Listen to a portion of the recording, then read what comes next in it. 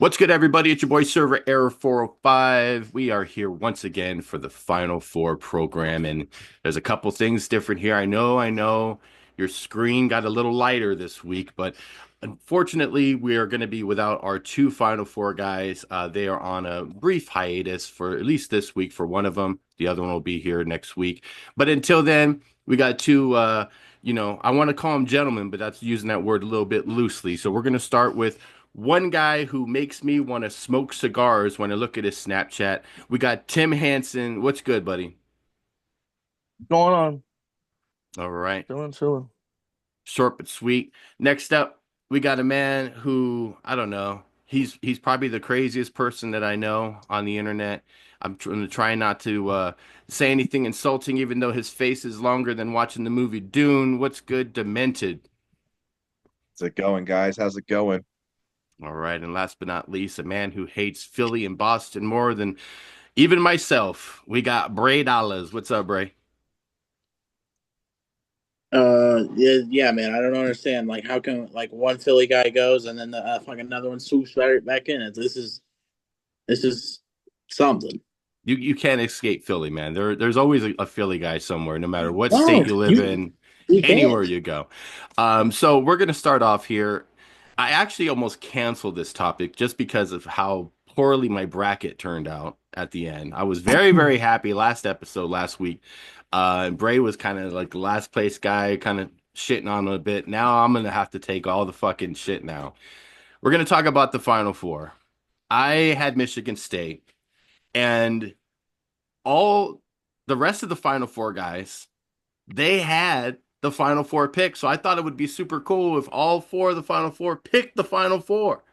And I'm the guy that blew it. So I should be the one who should be on a vacation for an extended amount of time. So I'm going to start off with you, Bray. How do you feel about your pick in the Final Four? And what do you think the result's going to be? Well, I said a week ago I was climbing back up. Watch out for me. Your Michigan State goes down. Houston will go down Saturday night because they play Duke. But come Monday night, that those Gators are going to be chomping and they're going to be cutting down nets. Florida Gators are winning the national title. They're the best roster. I've said it last week, and I'll repeat it again. The Florida Gators are going to be the national champions come next Monday night. What do you think's going to put them over the top? That Clayton, the shooting of Clayton is going to be what's going to set them off. It's that's what set them off against Texas Tech, and it's going to really. They've beat Auburn. They've played. This is a team that's played Auburn multiple times. Played them in the SEC, and I just think they have that edge.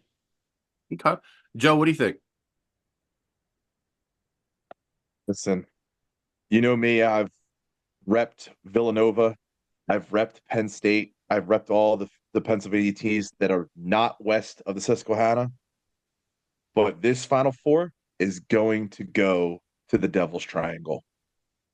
It's going to be Duke Blue Devils. And why do you think that? I mean, you got to look at their stat lines. I mean, you got Cooper Flag, bro. Like that man is literally putting up 18.9 points a game.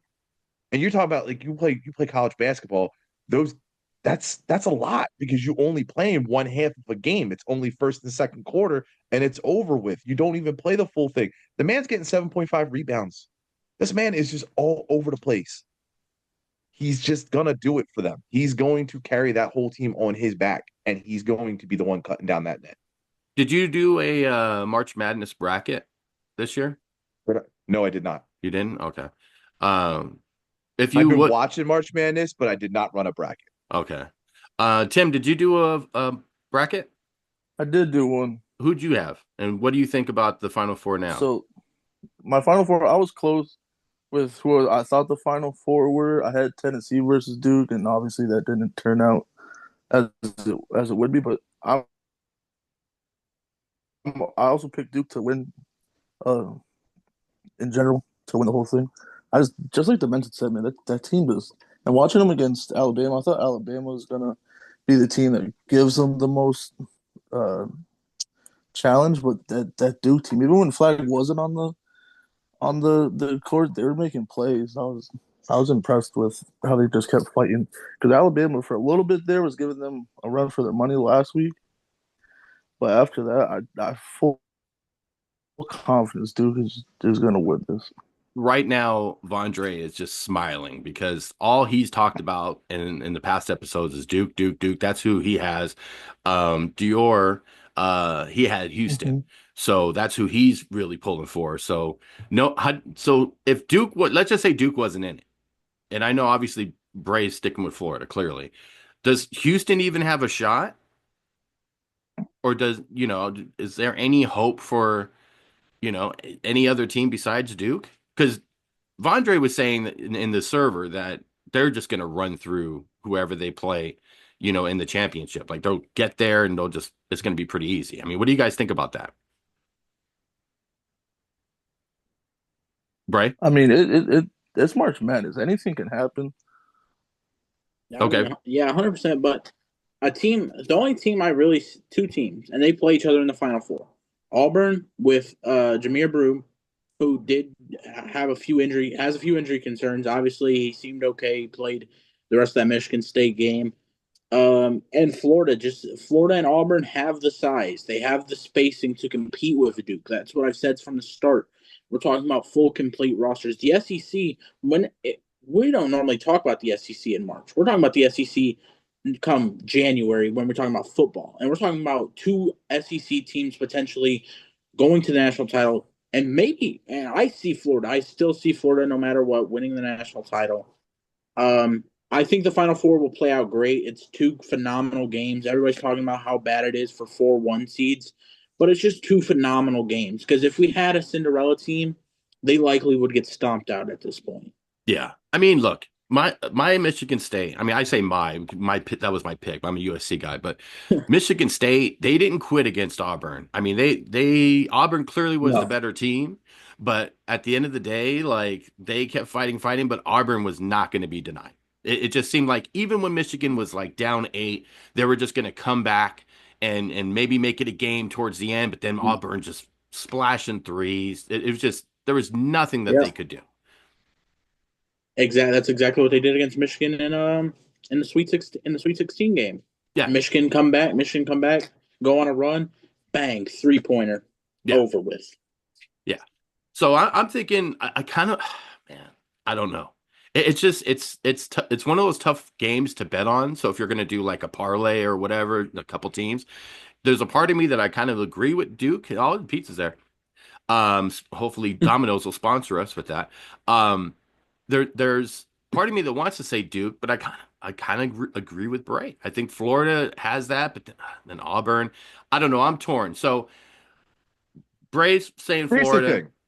Joe, Here's the thing. I pulled the Florida stats up. Right? I have the stat line right next to me.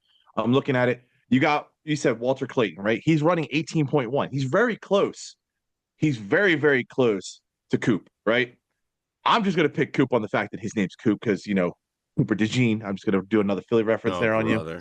But you got Alex Cordon. You got Alex Coden, who is actually doing very, very well with 7.7 rebounds per game, 1.4 blocks per game. This is Florida. I would say Florida has a better, well-built team, like Bray says, but the problem is they're not putting the points on the board like Duke is. That's where it's going to come down to. If Florida's versus Duke, it's going to be the Florida defense that has to stop Duke.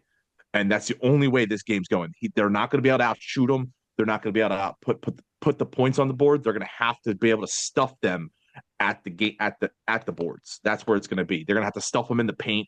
They're going to have to do it the right way because the gap between Clayton and Martin is 4 points. Their top 4 guys average 18, 14, 13, 10 versus Duke, who's averaging 18, 14, 12. They're putting more points on the board overall. That's where it's going to be. It's going to have to be the defense. It's going to have to be the all-around team because Duke's got a guy who's doing it all himself right now. Can they stop Cooper? That's going to be Florida's method. Can they stop Cooper? Well, Bray, you want to counter that at all?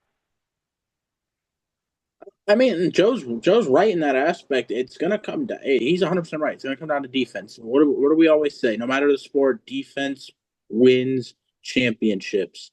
Yeah. If if Florida wants to be a champion Monday night, if they do make it, which for my bracket wise and for trash talking sakes, I hope they do make it and win. Well, I will off of what you said. In every sport, defense wins championship. The only sport it doesn't is baseball. And there's a segue for you because now we're going to talk about some baseball. See, that's a smooth segue. That's a smooth segue of the week. Well, smooth. Okay, so we're going to get into torpedo segue. Well, we're not going to get into that just quite yet. We're gonna just talk about just the pretty much the what? It's been about a week now, almost a week of the opening of baseball. Almost Thursday would make it a week. So outside of Yeah. my defending reigning world champion LA Dodgers, I'm not going to brag too much about them because Excuse me. they're doing enough on their own. You know what I mean? And I'm happy how the season started. But that's just me being a Dodger fan because there's a lot of Milwaukee Brewer fans. Shout out Dior. Because that's who he talked about last week, and so far they haven't won a game yet. He just needs to stick with Philly because Philly is actually at least in first place. How do you guys feel about the season so far overall, just as a fan, and then how your own personal team is doing? And we'll start with Tim. So I'm a Red Sox fan. I'm Boston through and through. Boo. Our I don't know. Our hitting is killing us. We had a couple games where we were in it, and that first game looked great. Will Abreu came up huge for us, but when our best bat, Devers, is 15 strikeouts already in this season, and it looks like he's just swinging at everything. He's doing great. My God. Is there any talk of him at least like going to like the minor leagues for just like a week or something? Or is there anything like that happening? I have no clue. The only thing I know is we just extended Crochet last night, so but Yeah. our best bat needs to become our best bat again because to rely on Abreu to just knock him out of the park every game is going to be a rough like you're watch. crying, dog. Here's a box of tissues. You sound like you're crying right now. So I had so much hope for this team, and then right now it's been a rough start, being 1-5 or something like that. Something Now like 1-6. that. Yeah. You're 1-4. Yeah. Oh, 1-4. Yeah. What do you think It's- as a fan though of the first already. like the beginning of the season, like as a baseball fan, like is your excitement at the same level it normally is every season, or is this season a little bit more exciting so far? I think it's a little bit more exciting right now.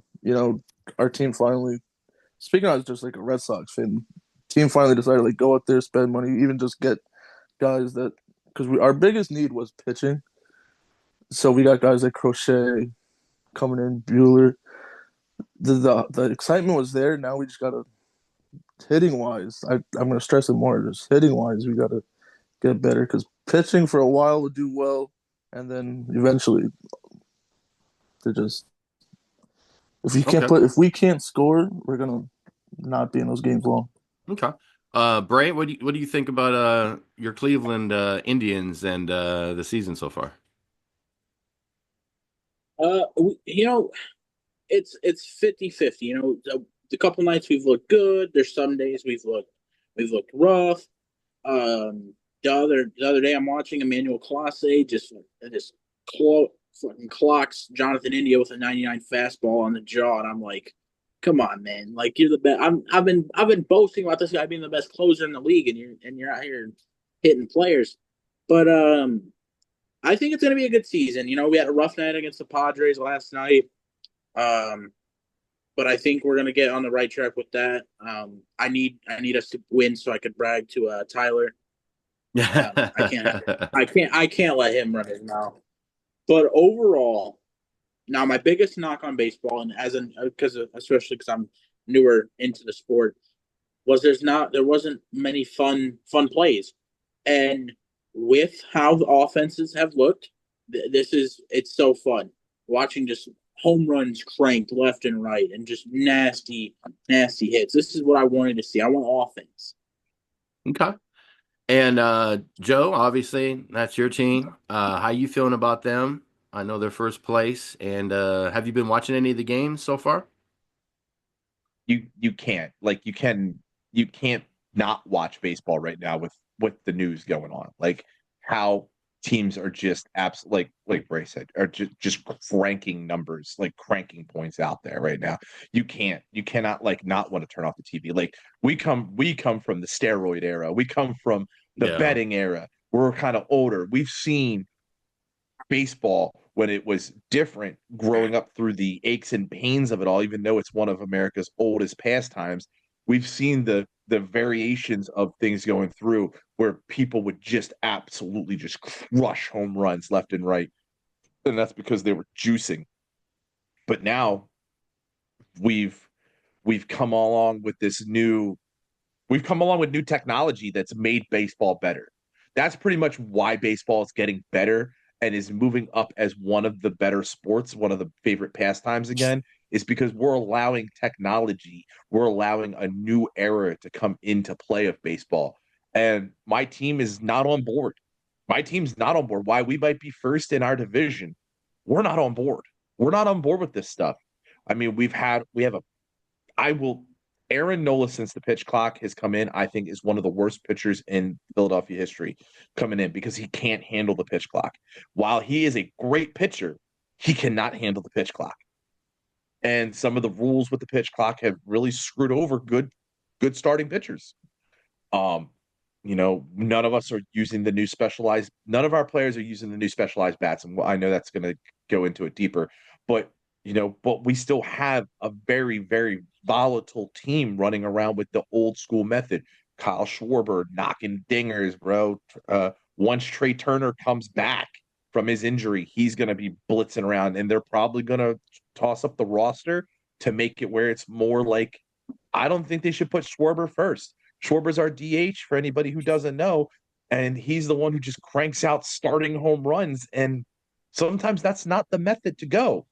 I mean, the Yankees are picking it up that way, but I don't think that's the method to go. You want to get one or two on. You want to then crank the home run out to get a nice jump in the lead off the first or second inning.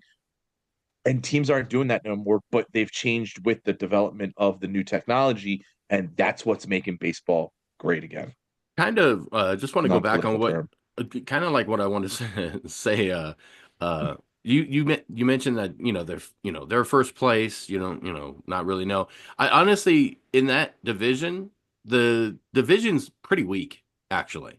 So when you look at like a lot of the team, like the Braves look really strong. They just lost what's his name for like 80 games. Um, They're 0-5.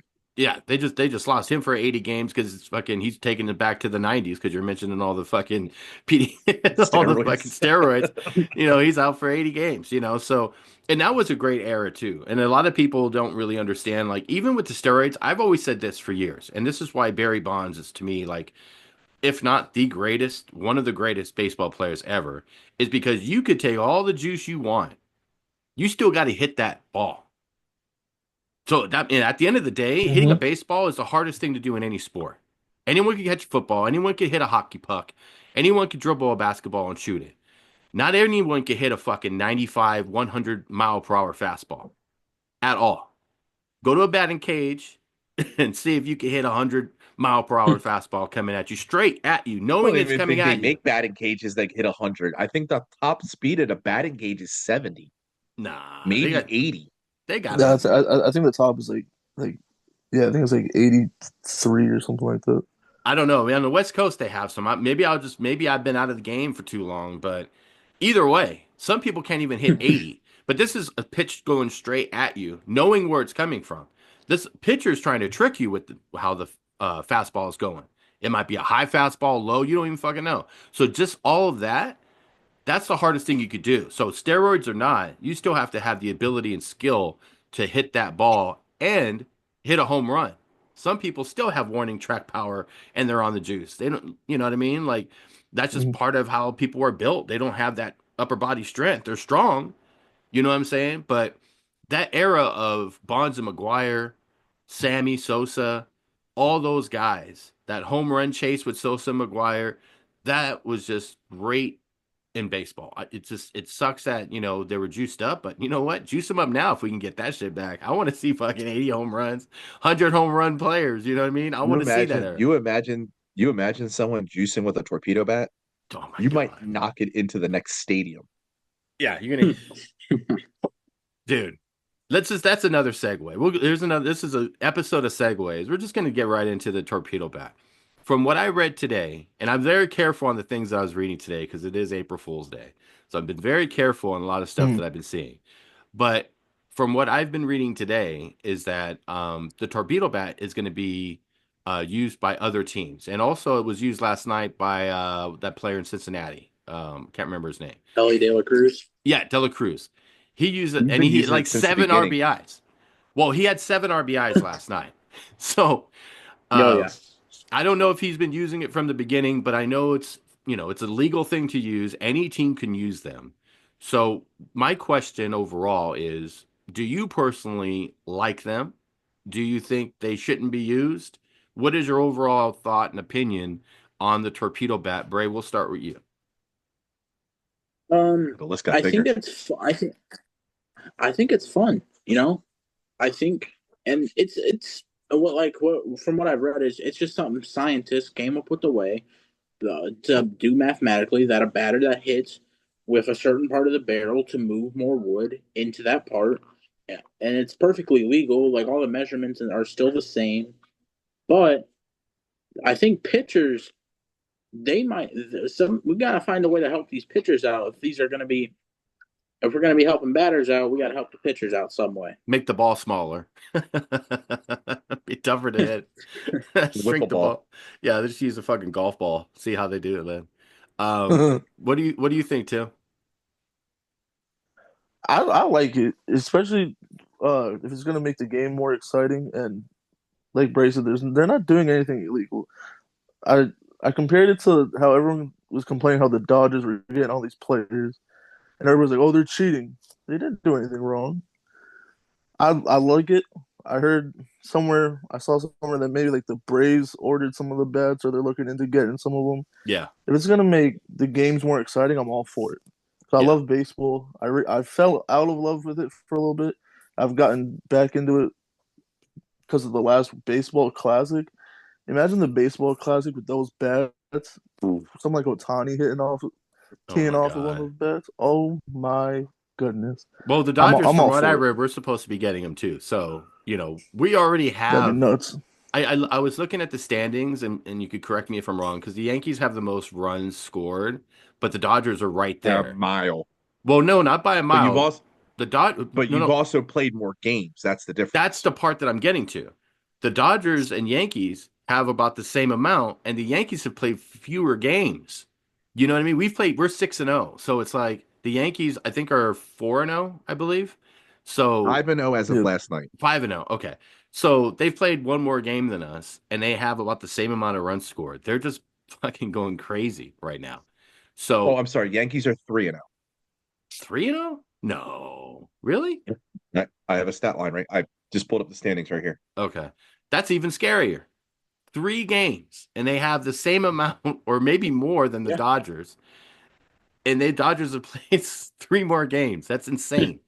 So, Bray, what do you think? What's scarier about that is that their main guy, Aaron Judge, isn't using one of these bats. Yeah. He's using his traditional bat. And Judge is off to a heater start. Yeah. And if Judge keeps that up, he's crushing his home run record by a mile. Yeah. Joe, what do you think? So, as of right now, the Chicago Cubs have 7 games played with 43 runs. The LA Dodgers have 6 games played with 36 runs. The New York Yankees have 3 games with 36 runs. We're talking That's insane. it's a hitting That's wild. fest. Yeah. It's a hitting fest, right? And that's just runs, because that's just runs. That's not home runs. That's just runs. Home run wise, the New York Yankees have 15 and the LA Dodgers have 14 as the top 2. Then they play 3 more games. Yeah. This is a case of science is beating the sport. The science is beating the sport is what it is. Like Bray said, some genius person created a bat, and most likely what it was a practice bat. That's probably what it was. It was most likely just a practice bat because of how they would slide the weights onto the bat. They probably slid the weight down only halfway on the bat to make the weight different. It's probably all it was at one point or another. And then someone absolutely ripped a ball off of one of these bats, and they're like, "Oh, this is an idea." And then they just moved the concept around. I, for one, am happy about it. I like innovation. I'm a guy who likes innovation. I mean, come on, innovation.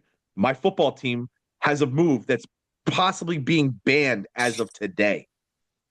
And we're That's the not only getting one banned. who's innovated that move. Often imitated, never replicated. Well, people have But- been doing the tush. Not to get off track, but people have been doing the tush push before you guys. You understand that, right? Like, there's been other teams. That's not It's like different variations of it, absolutely. But the way we do it is unique. It's the Is what I'm most saying. Like that, Yeah. and the most effective. The same as with the bats. So I pulled a list for you of all the players right now, currently as of today, using the torpedo bat. You have De La Cruz on the Cincinnati Reds. You have Rutschman on the Orioles. You have Trevino on the Reds also. You have Swanson on the Cubs, Horner on the Cubs, Jeffers on the Twins, Lindor on the Mets. Obviously, you had Cody, Jazz, Gopal, Volpe, Wells, all on the Yankees, all using these torpedo bats. Camarino on the Tampa Bay Rays, sorry. Davis Schneider on the Toronto Blue Jays, Alec Boehm of the Phillies. So we actually have one person using the bat now. He used it the other night and I think he absolutely just tore one off. He tore the leather right off the ball. O'Neill and then O'Neill Cruz on the Pirates. So the list is getting bigger. Which that's Baseball players are adapting. yeah. So it's like sports science. It's like, okay, so I'm watching my batter up at the plate and he hits mostly the center barrel and not at the end. I'm going to tell him to switch his bat up to benefit our team more. so. Out of the people that you just mentioned, does it show like their statistics so far this season to see how they're benefiting with that? Not this year versus last year. There's probably not enough data yet to see that yet. I mean, we're only 3 games in on most teams. Well, I'm saying see- like how they're doing this season using the bat, not comparing it to other seasons. It's like how are they the people that are using it this season? What's their stats? I think the only one that's probably not hitting well with it would probably be O'Neill Cruz. I'd imagine he hasn't had a hot start to the year, I believe. Lindor too. Lindor Well, is yeah, 0 for Lindor. 13. Okay. Oh, Well, I mean, what do you think? geez. What do you think made like? What do you think made them decide to just change that? Like, what are they? Because if you think about it, it looks like a wiffle ball bat. You know what I mean? Like that Yeah. shape has been around since I was a little kid when the dinosaurs walked the earth. So I mean, obviously a wiffle ball bat's not what they're using, but it's still the same shape. I mean, it's not the same idea because you're moving weight into the bat from one spot to another. But what reminds me of a who is lawn the dart. genius? A what? A lawn dart. It kind of reminds me Kind of a of, lawn yeah. dart. I mean, it looks like a Mhm. bowling pin too. Like you flip it over. You Yeah. know what I mean? It kind of has that look. So it's just whoever the genius was that said, hey, let's try this. You know what I mean? Like that's what I want to know. I want a deep dive and who the guy was or girl, whoever, that came up with this. And they said, let's do it this Let's get him on season. the pod. Let's get them We on the should. pod. You know what? I'm gonna find out who that person is. See if they have a Twitter or an Instagram. and Aaron reach out to me. Lehart. I have it for you. Aaron Lehart. Aaron Lehart. Does he have an Instagram All right. or a Twitter or a MySpace? he MySpace. He's probably a MySpace. He's an older guy. Yeah, He is the Marlins, the Miami Marlins field coordinator. He's Interesting. the one who came up with it. Mm-hmm. Is there the anyone man behind the revolutionary torpedo bat? I'm reading it right now. It's actually an MLB article. It's on an MLB.com article. I'm gonna look it up. So is they're there? behind this. That's a good thing. That seeing that it's an actual MLB.com article means that the MLB is behind the use of this bat. They're not gonna shy away from it. They're Well, not of going to be like, course oh, not, it's too because much. And Yeah, I didn't think they would. that's because that's going to draw more attention, because that's what people want to see. Is they Oh, they don't want to 100%. see pitching They duels. want to Every see now and exciting then it's pictures. fine. Yeah, it's more exciting. It's a better watch. When I watched the opening day game with the Yankees and Brewers, that shit was fucking awesome. I hate the Yankees. I know I share that with Tim. I hate the Yankees. 100. we all hate the We Yankees. We We all hate the all hate the Yankees. Yankees. But that was actually a I fun think game we to all watch. do. Yeah, I mean that was a fun game to watch. So obviously they're going to keep it. Every now and then a good pitcher's duel is cool, but at the same time you want to see some action. That's why people say the games are too long. I've mentioned this on the show before. 100%. I have a love-hate relationship with baseball. 162 games is too much. There's a lot of things that I could say, but if you have some action like this, where the bat is the reason, that guy, the Miami guy, he should be put like in the Hall of Fame in baseball. If this shit fucking turns out to be a success for the next 5 to 10 years, that guy needs to be a first ballot Hall of Famer. And by the way, is there anybody on Miami that is using that bat? Miami? Yeah, the Marlins. You said the Marlins, right? No, not one. Wow. That's fucking crazy. He creates this. He works for the Marlins, and they don't have one player using this bat, like to say, "Hey, this is a No. pretty good idea." They give it to the fucking Yankees instead. Holy shit, that's crazy. Well, maybe he should be Yeah. once he's fired from the Miami organization, he should be put into the Hall of Fame. All right, so we got about 5 minutes. We got about 5 minutes left in the show, and today we're gonna end this on a lighter note. Well, maybe not be lighter for the people we're gonna talk about, but it is April Fool's Day, so we're gonna talk about well, not just all, but if you have more than one, that's fine. Who are the biggest jokes, or who is the team that turned out to be a joke after all the hype and everything that was gonna, people expectations were so high. Who were the biggest jokes in sports history? And we're gonna start with Bray first. Well, my biggest joke isn't necessarily a player, but it's one specific thing that they talk about this player doing. And it's Wilt's 100-point game, because it's laughable that people think that even happened. I've seen videos of Babe Ruth hitting home run balls in the 1920s. I've seen videos from World Wars. I've seen all these videos, but we don't have a video from 1962? That's the biggest joke in sports history, is people believing that Wilt Chamberlain actually scored 100 points. I feel like if you even watched a video, if I said, "Hey, I got a video of him doing the 100, the whole entire game," I think you would say it's AI and it's doctor. I don't think there's any way that you could ever change your mind. What if I told Nope. you that there is a radio broadcast of the game and it's preserved in the Library of Congress? Not the whole game. I've heard that before. I've actually listened to it. I think it's on YouTube. It's only like part of the game. It's not the whole It's the game. fourth. It's the That's, fourth quarter. Yeah, it's only part of the game. See, that's where you get debunked. Because Yeah. if you don't have the full game, I don't want it. All right. That's the biggest joke in sports history, alongside it's like Kwame Brown and Ryan Leaf and Right. Joe, who's yours? We got about 3.5 minutes left. I'm gonna go with current, and I'll go quick with it. The biggest joke right now is in the NFL, and that's Justin Tucker, because that man has put so much on his back with that Ravens organization, only to get called out for getting body rubs like Robert Kraft. Like Body rubs. You don't want to say massage, you say body rubs. Like, at the end of the day, someone's getting Yeah. happy, and it's not the masseuse. But Right. the point is that you are a professional person. You could go. I could probably make a list of people. Like, let's talk about Meta World Peace. He's a big fucking joke too. Wouldn't want to be punched by him, but he's a big fucking joke. Right. But the point is that you are a professional player, and then you go and think you're not gonna get away, or you're gonna get away with doing some shady side stuff. That's the joke. That is the April Fool's at all. You got to be joking yourself to not think you're going to get exposed because you have so much media presence. All right. Tim, we got about 2 minutes left.